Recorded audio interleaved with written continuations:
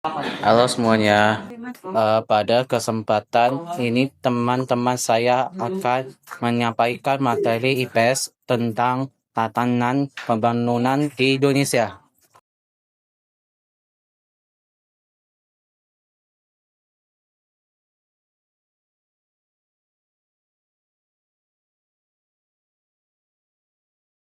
Pembangunan di Indonesia mengalami perkembangan yang berbeda pada setiap periode pemerintahan.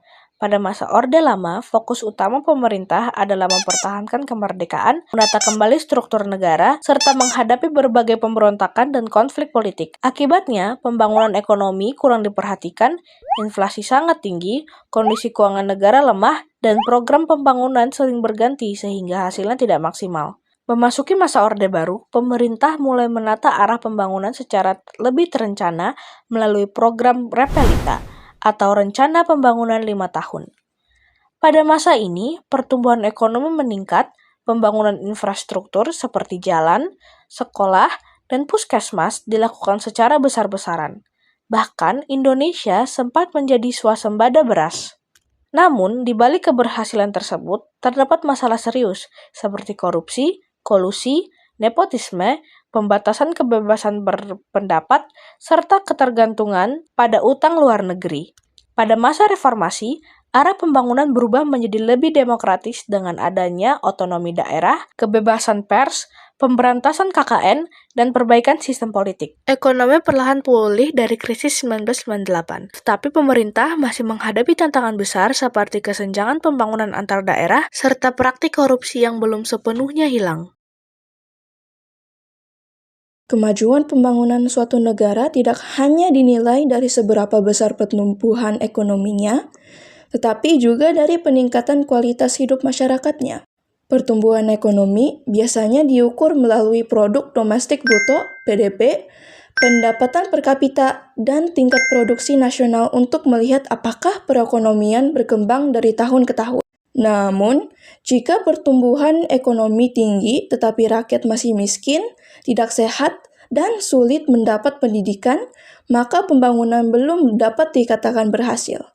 Karena itu, kualitas kehidupan menjadi tolak ukur yang sangat penting. Kualitas kehidupan meliputi akses terhadap pendidikan, kesehatan, perumahan layak, lingkungan bersih, kesempatan kerja, serta rasa aman. Semua aspek ini dirangkum dalam Indeks Pembangunan Manusia atau IPM yang mengukur 3 hal utama, yaitu pendidikan, kesehatan, dan standar hidup layak.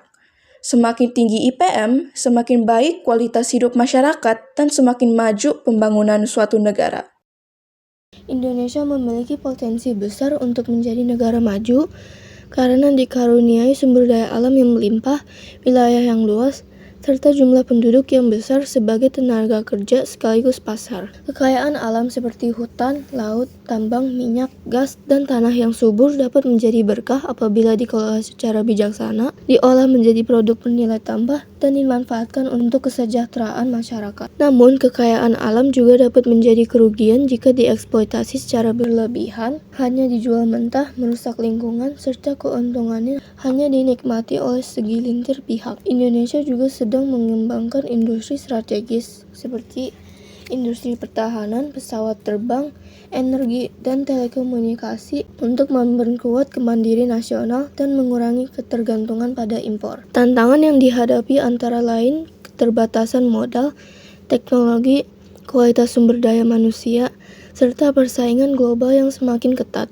Untuk menjadi negara maju, Indonesia perlu meningkatkan kualitas pendidikan, penguasaan teknologi, inovasi, pemerataan pembangunan antar wilayah, penegakan hukum, pengurangan korupsi, serta pengelolaan sumber daya alam yang berkelanjutan. Jika langkah-langkah ini berjalan dengan baik, Indonesia memiliki peluang besar menjadi salah satu negara maju di Indonesia. Dari penjelasan pembangunan Indonesia dari masa ke masa, tolak ukur keberhasilan pembangunan, hingga potensi dan tantangan menuju negara maju, dapat kita simpulkan bahwa pembangunan bukan hanya tentang angka ekonomi, tetapi juga tentang kualitas hidup masyarakat. Dengan pengelolaan sumber daya yang baik, peningkatan pendidikan, teknologi, serta peran aktif generasi muda, Indonesia memiliki peluang besar untuk terus berkembang dan bersaing di dunia. Mari bersama-sama menjadi bagian dari pembangunan Indonesia yang lebih maju. Demikianlah video penjelasan kami. Mohon maaf apabila ada kekurangan dan terima kasih telah menonton.